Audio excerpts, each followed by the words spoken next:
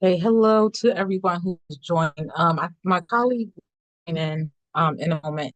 You'll see her introduction as I go through the slides, and we're beginning this caregiver workshop today about how to begin a new chapter after closing another, because that's basically something that's really common with caregivers, that something's always changing. So we're often leaving past experiences behind, whether they're small or large, and embarking on things that are new or require different versions of us or different resources. And we'll just get into some of that information. So we'll get into our introductions. Um, well, first off, what we're going to do is we're going to get started to with introducing ourselves and our projects. And we also invite anyone who joins to share in the chat your name, your role, and the organization you represent, or if it's just family. Um, and if you're a caregiver too, please share which town you're joining us from and who you care for. Put that in the chat as well. Okay, Nimsy joined. So I'm going to introduce myself, and Nimsy will go next. My name is Sherelle Robinson, and I'm with the Systems Navigation Project as well as the Trauma Informed team here at Vision as a family navigator. And basically, I've served others in human services from the legal support sector as well as education and business. Um, for the most part, I was doing mental health work and counseling and registered as a mental health facilitator with the National Board of Certified Counselors in community corrections and also as behavioral health support in the past. I have worked to increase community awareness basically about mental health resources and what those concepts look like in real life to know when you need to seek those resources. And primarily, I've been a longtime advocate for protecting children and the disabled and their rights to quality of life and equity included in the built environment and real estate in our homes, making sure that those are the places that we actually can find rest and safety even if we have disabilities or have loved ones with disabilities. And the individual who brought me a little bit deeper into the disability sector is my youngest child. I'm a mother of two. One is 17 and has nothing but a melon allergy. And my second child is on the spectrum and has a host of medical complexities. And my experience with caregiving really started with my father, my late father now, and my grandmother who had dementia. And like I said, that sort of started early, but as my daughter began to get diagnoses, that sort of had me peek a little bit further into the disability sector and try and understand things a little bit deeper and where my people were. So I'm basically supporting families who were like mine or those that I know, but here at Vision. And that's basically the what the role is as a family navigator. And Nemsi will share a little bit of her background.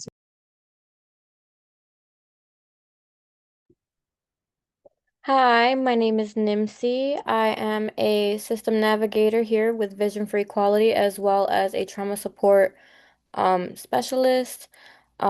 I first came into this world with my now 6 year old. I know it says five, but he's six now. He is on the spectrum, and he was my very first experience with disabilities in general. And from there, I was able to not only become his his number one advocate, but also navigate the system that is super, super complex.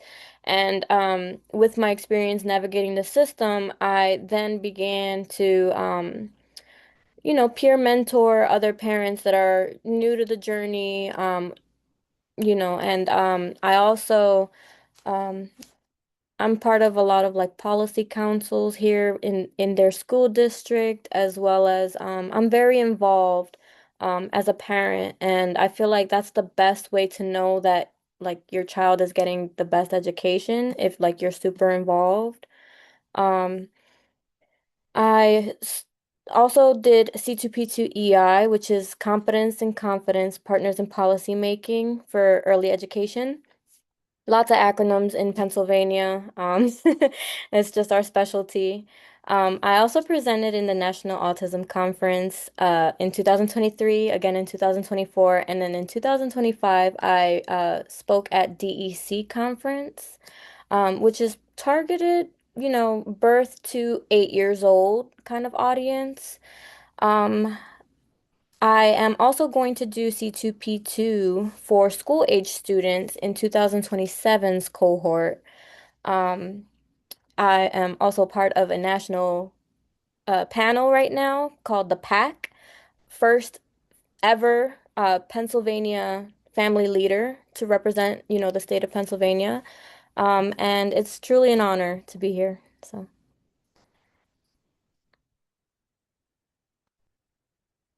Our mission here at Vision for Equality is to assist and empower people with disabilities, their family, to seek quality satisfaction in their lives, as well as equal access to supports and services.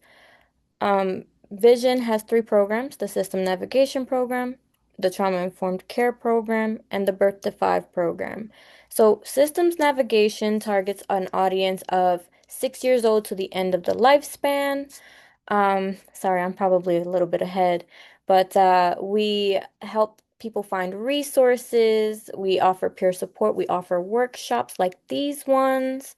And then included in the resources that we help you navigate, we can help you with like a Medicaid application, Social Security, disability application, waiver applications for, transitioning to adulthood.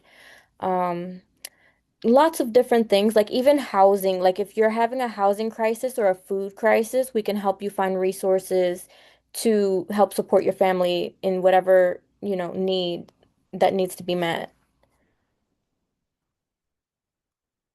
We usually note also that Vision for Equality is not a crisis intervention organization, but our site does have crisis resources. You would see that at the top of visionforequality.org.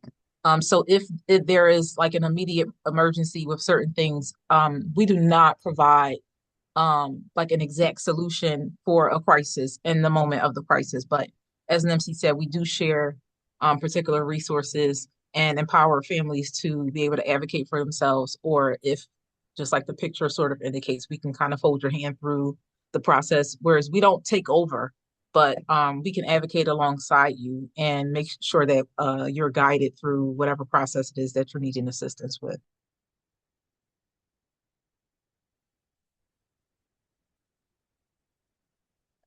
Our trauma-informed care project, we offer peer support, peer mentoring. Like the other picture on the other slide, we hold your hand through whatever issues you need us to hold your hand through until you can effectively advocate for your family yourself.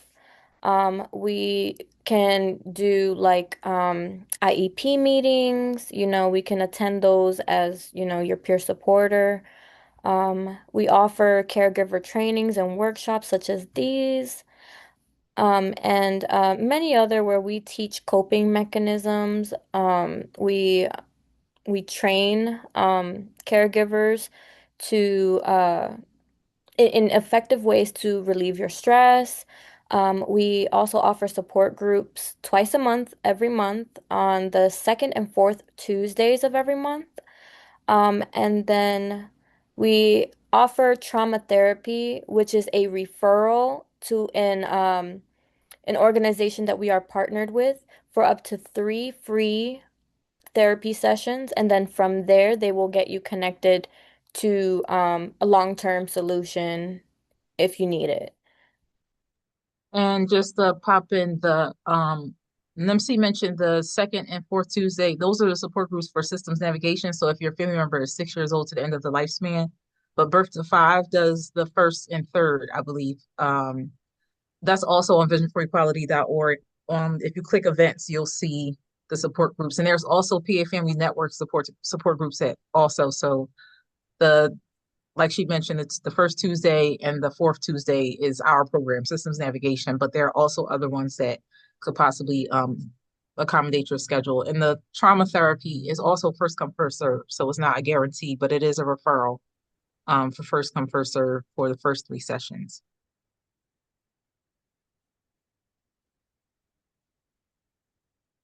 Our Birth to Five project is like systems navigation and trauma-informed care had a baby, and that baby helps support families with children that are from birth to 5 years old.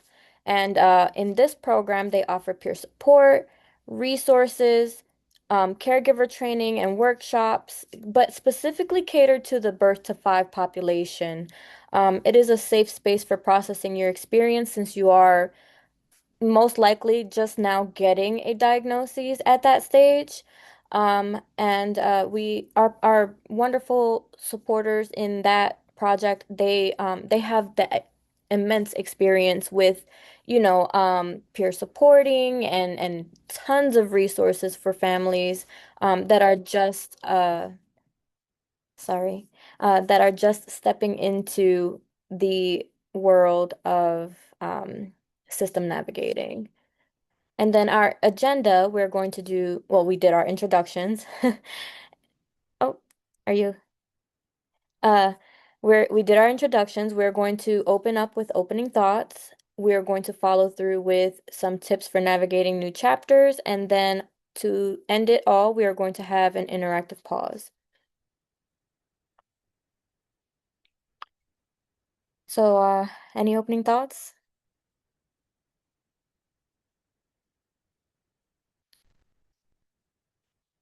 Okay. Caregivers arrive at many pivotal moments where a shift occurs or the need, or needs to occur.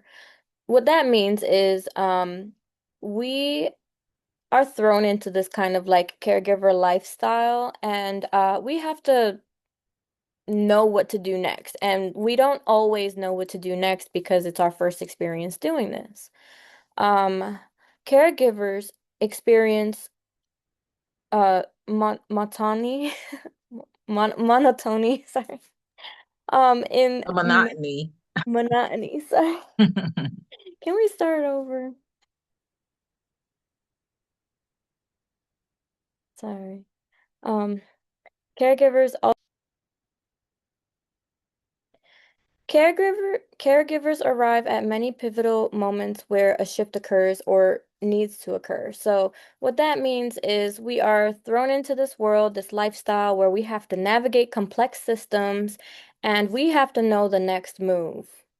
Caregivers also experience a monotony in the many routines that we face. So, doctor's appointments, endless doctor's appointments, and evaluations, and therapy sessions. ABA therapy, speech therapy, occupational therapy. We are sometimes like just flung into this lifestyle and it can become overwhelming if you let it. So we here at Vision for Equality, we offer kind of like coping mechanisms and things like that for new parents and parents at all stages of this lifestyle to, find healthy ways to cope with being the caregiver. We can get sometimes like complex feelings can arise when we want to feel newness and have to experience something new and or we're afraid to step into something new. So, for example, going to a amusement park would seem super overwhelming for me and my family now versus back before I had children. I was like, okay, I'm down to go. Now I wouldn't even dream of stepping into a crowd of thousands of people with my child that gets overstimulated, overwhelmed. And honestly, I get overstimulated and overwhelmed because, I have to navigate through the sea of people and it's insane now.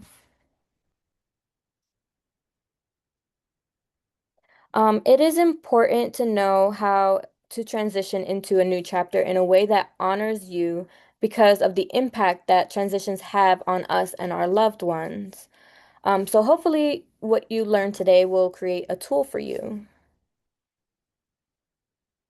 Things to consider. Caregivers can set the emotional tone. So if we're frustrated, we're burnt out, we're angry, that kind of reflects on, our families, our children, our partners. So transitions are inevitable in life, but especially when on a caregiving journey. There's bound to be like millions of changes from, birth until the end of life, and there's just, there's no set way to navigate it. So, um, not managing transitions well can increase your likelihood of burning out. What we recommend is finding something that soothes you, like maybe painting or journaling or scrapbooking, and just doing things that, relieve some of the stress in your life, so that you're not constantly just making appointments and setting schedules and keeping to a routine. We want you to also take care of you. Okay, and just to jump in with some of the notes that we have for caregivers as well. Basically, just like Nimsy said, caregivers set the emotional tone in the household, or um, if you are just a caretaker, meaning you're a nurse or whatever the case is, caregivers are looked to set tones with being clear, being confident in situations that feel unpredictable, and you are the one who sets the tone for how maybe how everyone else regulates. So you have to do it first, like modeling. So this can help basically everyone feel safer while navigating uncharted territory, and also a caregiving life basically comes with new diagnoses. It comes with new strengths, new challenges, new support gains. Sometimes you lose support. Sometimes we gain new tools. Sometimes there are new opportunities. So um, that's the gist of that. The fact that transitions are inevitable in life because there's always something new that's happening, whether it's positive or not negative, but challenging. And lastly, if a caregiver doesn't have strategies for transitions, whether those transitions are major transitions or minor ones, a caregiver can subscribe to being in survival mode, and that doesn't offer anything good over the long run. Survival mode might help you finish a task in the short term, but like Nimsy said, you'll likely burn out. So survival mode basically inevitably will include health impacts, chronic stress, chronic dysregulation, all of those things, and it's science backing that.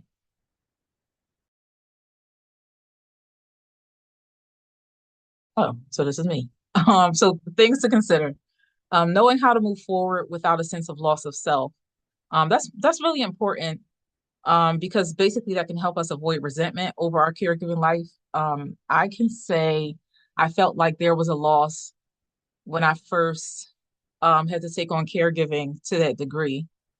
And so basically knowing how to move forward without feeling like knowing that you have to do this caregiving, but you don't have to completely give up yourself is something that's really important. Also, knowing how to best transition can help reduce guilt and increase trust in our abilities during these times of change. Because when there are times that a change has to happen, a lot of the times we don't feel confident enough to step out and try it. And also, we can be more inclined to advocate as needed if we know how to step into a new chapter. So basically, we can be more inclined to advocate as we need to when we feel confident about navigating that change. If you feel confident, no matter what is basically going to you're going to face, that can come with you knowing how to advocate, and subsequently you can approach new phases after that with confidence, and then basically everybody around you can kind of feel confident because you sort of set the tone. And beside that, we can also model resilience for our families and others when we show others how to cope positively and how to adapt and how to use emotional regulation. So that's really important for a caregiver as well. And tips for navigating new chapters. So acknowledging new chapters. Acknowledge that something new is upon you. Intentionally acknowledge the ending of a family chapter. These allow the transition to feel conscious and that you're moving at its pace versus it being something that's happening to you and your loved one. So sometimes we can feel sort of taken over, like a tornado just came past us and swooped us in. Whereas if we acknowledge, okay, something new is happening, something is ending, and we're about to embark on something new, you can kind of walk in lockstep with that new change as opposed to feeling like it swept you with it and you weren't ready. So basically, acknowledging what's new is on us. That's our responsibility. Nobody has to get us prepared or ready for that new thing. Only we know how we're going to feel about that. We have an idea how our loved one might approach a new change. So it's on us to acknowledge it and how we acknowledge that. So do this by having an open conversation with the people who will be impacted by the situation. So if there's somebody else that typically helps you when you're burnt out, including them, including other people in the household, including other caregivers or other support staff, that usually helps the transition as well. And intentionally acknowledge what is ending. So basically, if a routine is ending and you're starting something new, if a role is ending, maybe you're getting a new nurse. Some of us have experienced that where it was abrupt. People just leave the job one day and never come back. And then you're looking for somebody else for a year. Um, Sometimes your stress levels are ending and some goodness is coming. And sometimes, again, paraprofessionals are moving on. Sometimes, like for instance, if you're transitioning from L1 to school age, you're not bringing on the same paraprofessionals sometimes. So sometimes good things have to end, and we have to know how to acknowledge those situations. So ways to end things intentionally versus having it end and you feel like you weren't ready, or you're just not caught up to that moment yet. So again, name the ending. So specifying what it is. Like my caregiver is leaving. The person that helps me take care of this at night and get my moment is leaving, but acknowledging that something else will replace that and saying the ending out loud. Also writing the ending down and map accompanying emotion. So basically noting what this ending is and or saying it and what you're feeling about that. Just to acknowledge it, just to honor that you have a right to those feelings and that they're yours. Deeper reflection with meditation. So just thinking about it a little bit more with some quietness and some stillness and being able to recognize what you're feeling in your body, be in tune with yourself so that anytime that comes up again, you'll know what that feeling is. You'll be able to label that and know what to do to help yourself move through that emotion. Also create a routine for when these endings occur because sometimes the same kinds of endings happen.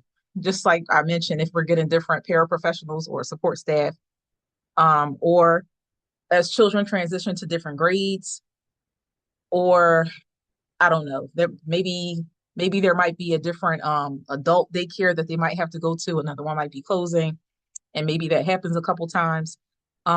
You'll have like a system for how you deal with that. But basically, acknowledging something in the mind is different from acknowledging it through multiple senses. So it becomes like a full experience that you sort of can wrap and tuck away as having been done if you do it through something deeper, like with meditation. It basically impacts things more. It makes things feel more real. Also, you can honor what you have. So honor what you're carrying with you from the previous chapter. I think a lot of us forget when we get caught up in when our nervous system rings all of the alarm bells and we are fearful. Sometimes we forget how much we've carried and what we already know how to do. We're so focused on what we're afraid of. So we have to honor what we already know how to do and what we already carry, our abilities, trusting your ability to adapt because we've already had to adapt to so many things on this journey. So you already have a toolbox to pick from. Reflect on how you've gotten to this point, clarify boundaries that you can set or carry with you from a previous phase, and reframe felt failures. I think in a previous workshop, Nimsy mentioned a lot about reframing a failure. We did so many presentations, I can't even remember which one it is. If it let me do, okay. So acknowledge what you are happy to release. So sometimes the ending isn't something to dread or it's not heavy or something you should want to escape. Sometimes it's good to release it.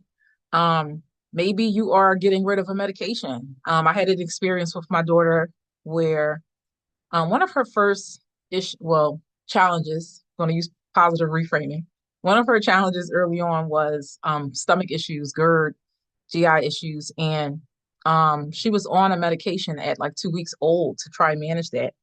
And we ended that medication a little bit after because it just seemed like it wasn't working for her and tried something different.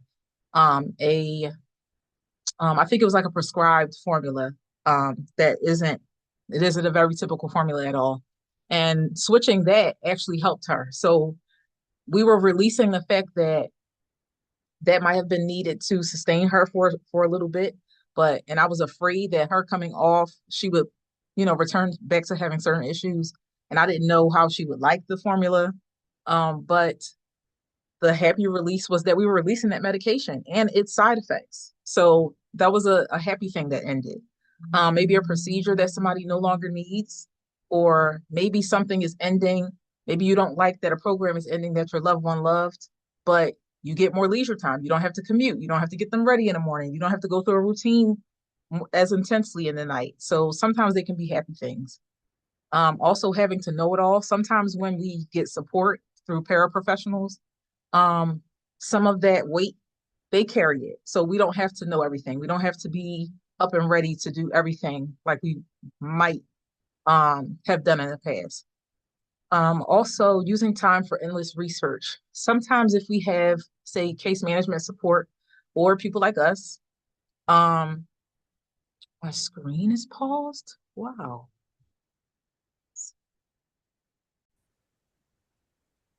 Welcome to that. Okay, so getting back to acknowledging what you're happy to release. Basically, it could also include, like I was mentioning, using time for endless research can be shifted onto somebody else. Maybe somebody else can take that on for you, or watching a loved one struggle without relief. Maybe that ended because now they're embarking on a new treatment, or they're speaking to someone new, or someone's helping you navigate some changes in, I don't know, service or things like that. That could be something that is something to be happy about, even though things are changing and it might feel unpredictable. And you can go to the next slide. Oh, that's yours. Yep. Note what you are excited and curious about. So, how your loved one will adapt, how you will adapt, how your schedule will change, how much progress will be made, will there be regression? Can this positively impact something in the future? Will this create forever change? Can we handle this? And did we make the right decision? Oh. This is continued from the last slide. So how your loved one will adapt, how you will adapt, your schedule will change, and how much progress will be made, and then will there be regression? These questions are important because um, it's important to notate how your loved one is adapting, and then it is important to also notate like if there's any regression when you change things in your schedule. Because if you don't notate those things, then you can't bring it up as a concern to your physician. And just adding from notes, you're we're also saying that you can loosely acknowledge these questions. Not so much like we don't always have to have, you know, that sometimes that might feel like another thing we have to do or track or keep up with. So we always try and offer different ways that, well, however things suit you, just like when we talked about journaling, that can be through voice memos or writing or whatever the case is. So that's the same way. So when Nimsy say you can do it that way and notate it so you can carry it with you, but you can also just loosely think about, or these might just be things that are on your mind that you're wondering about.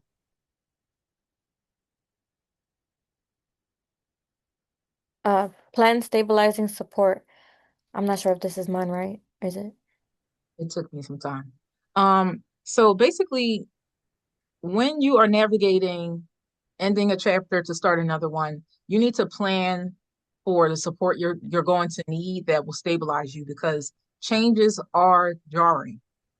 Even if they're small, sometimes they can be jarring because a small change might mean something significant to your particular family because of how much is on your plate, if you're a caregiver. So basically stabilizing yourself and your loved one right now in the moment you are in before the change happens, that usually helps because you'll have already thought of ways of approaching the situation before you've gotten into it. So you won't feel so off kilter when you finally do embark on the change.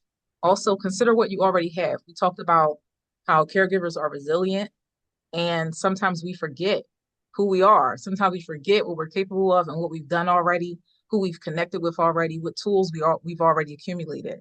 And it's important to remember that yourself, have reminders of that around you, and including the people that you have around you who can remind you of those things, as opposed to you're worried and you're surrounding yourself with a group who worries also, and you watch things or listen to things or get involved in things that heightens that anxiety as well.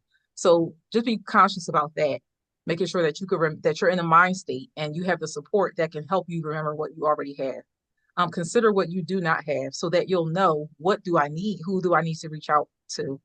Also reiterating to yourself that all of those elements are okay. What you have is okay, what you don't have is okay. And the fact that you feel destabilized is okay as well. And I think this, so basically establishing priorities during this time, during change, basically remembering your baseline can be helpful, like understanding where you already start when it comes to stress, when it comes to change. Are you somebody who likes to plan everything? Or like Nimsy mentioned it, if you want to notate, if you're somebody who likes to notate things so that you can bring these notes and remember when you're interacting with uh, professionals and things like that, understand who you are and what you typically need so that you'll know where you need to start when you're seeking support. Remembering your limitations, knowing what you can't take on, and setting that boundary, remembering that everything is not urgent. Sometimes it feels urgent because the change happens so quickly, but you have to sort of reframe and really look at the situation realistically and think, does this really need to be handled right now? Can it wait? Can I pass it to somebody else? Can I set it for some time in the future when I have other resources to better handle it? Using old priorities may not suit current desires and needs. So sometimes we might think we have too much on our plate to take on other things or other changes, when really some things can be shed because we don't need to do them that way anymore.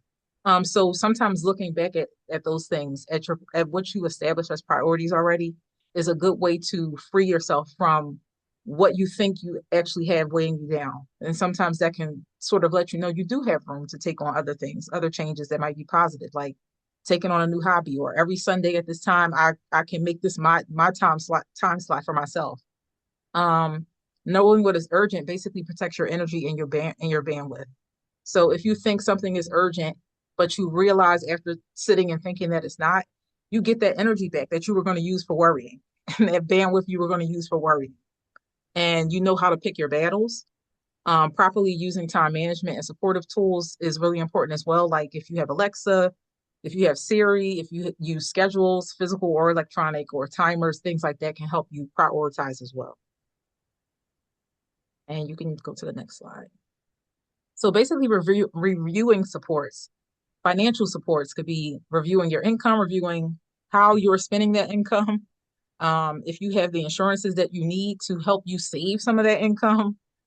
Sometimes we may need to remove something or add something to the moment for it to feel less frustrating. So a lot of the time, if we review different things so we can remove or add, like I just mentioned, that could be a little bit helpful. So reviewing supports again, the psychological supports. Identifying your meditation tools. We do share, I think, meditation tools with the caregiver workshop series. I'm not sure where it was. I think we share that in another workshop, but if you reach out to us, which will be at the end of the presentation, we can share that with you. Journaling, therapy, support groups like what we have each month that Nimsy mentioned. Having outings on your schedule, um, being among nature, and also taking up different hobbies, or getting back into hobbies that we were already doing. Those are things that can be supportive as well, from a psychological perspective. And the next slide, reviewing supports that are social. So not just identifying the number of friends you have, because sometimes that can be frustrating that you feel like you have so many friends, but you're not quite getting the support that you would like, or being social like you would like to. Just like, for instance, as we mentioned, when you are a new mother or you have young children, or sometimes when you have older children, um, you might feel like all you are is a mom, or all you are is a caregiver, and it's hard to break into being social again. So just basically checking for available friends, friends who will actually make time and understand that your schedule might be around different things, appointments, or when your loved one is resting or they're with somebody else or things like that. Identifying that respite is a necessity, identifying organizations that can that sometimes they have. I know they had like a friends speed mixer, something like that. One organization had that. So there are things that are out there for caregivers to connect.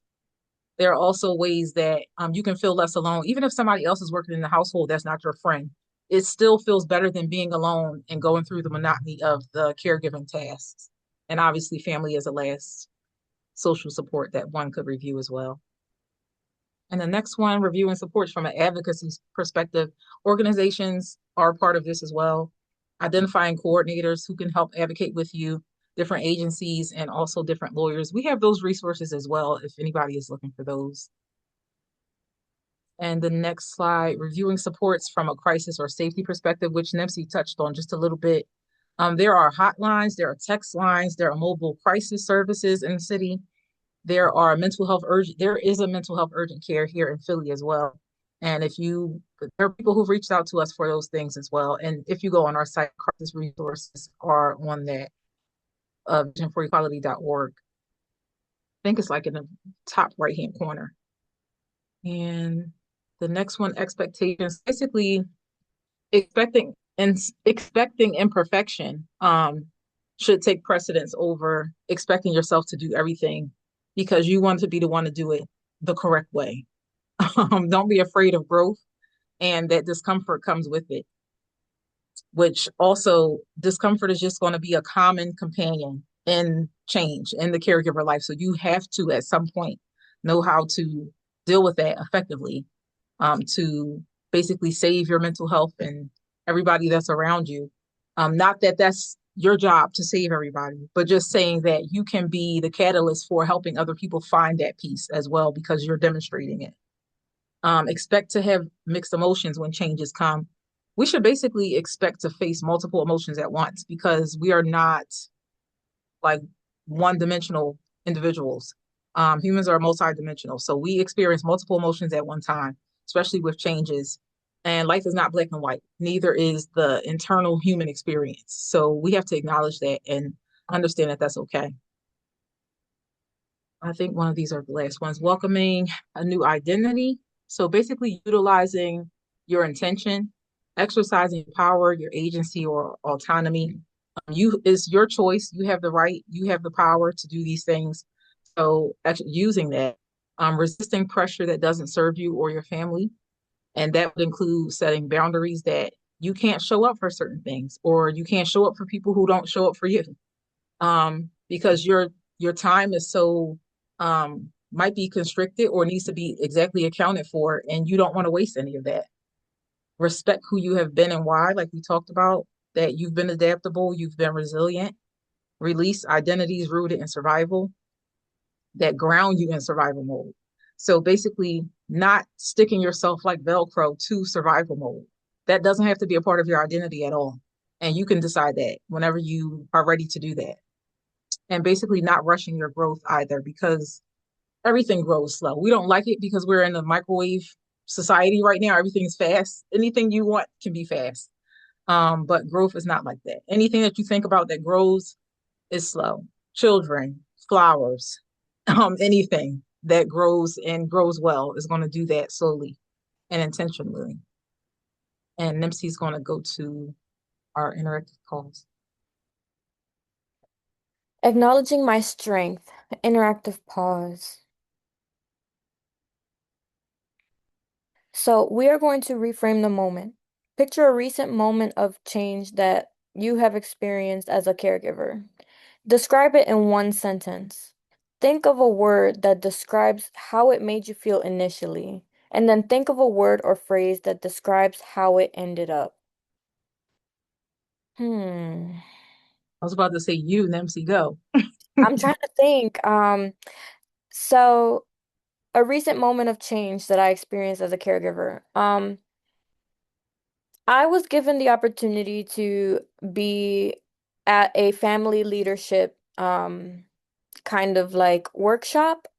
And for me to be able to participate in that fully, I would have to set my children up for childcare, which, if you know me, you know, I don't let anyone watch my kids.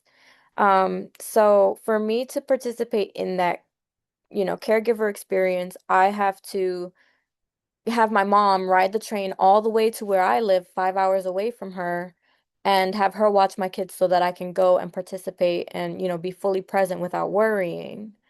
Um, that wasn't one sentence. I'm sorry, I'm complicated. But one word that would describe it would be like stress. Like I immediately jump to being stressed out because I think I can't do these things because I don't have the proper, childcare support. Um, so a word that would describe how it ended up, relief, because my mom immediately agreed to come and allow me the space to be a family leader. So yeah, it worked out. That was an amazing example. You kind of cheated. You had to look at that and had that plan for this workshop. I didn't. Um, so mine is going to be all over the place because I didn't think of this. Hmm. So a recent moment of change. Well, I'm moving again for the billionth time. And what I would consider a short time span.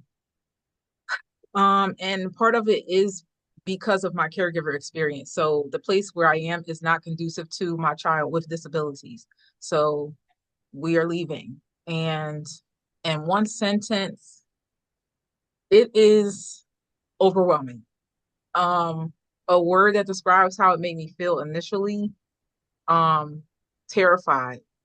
Because when I move, I tend to have issues with my wrists for a while after. So that impacts how if I can do my children's hair, if I can clean the house, if I can work on the computer. Um, I don't know what to expect in this neighborhood. Anything, the financial piece of it all, that my finances and budget have to shift because I'm shifting.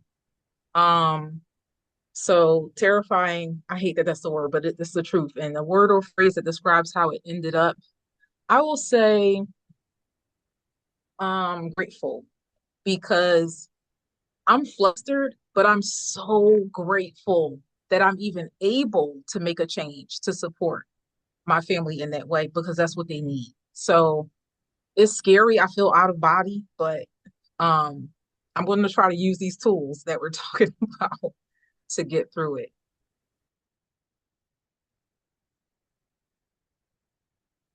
So I would just like to ask that you guys please keep in touch with us. Here is our contact information, our program manager, Shuhalegra. Her email and her phone number are there. Mine and Sherelle's information is on this page as well. And if you have any questions, feel free to shoot us an email or give us a phone call at our extensions.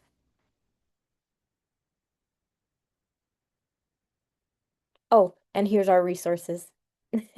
And this is my fault, you guys, that I put mine and Nimsy's phone number the same. So I don't know whose extension is 280, mine or Nimsy's. However, you will get one of us.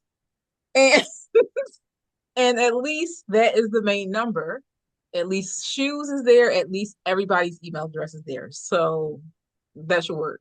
And the resources, you guys will get a separate document with those resources if you want to check them out. The links and things we use for this presentation. And Yep. 280 is actually my extension, but yeah.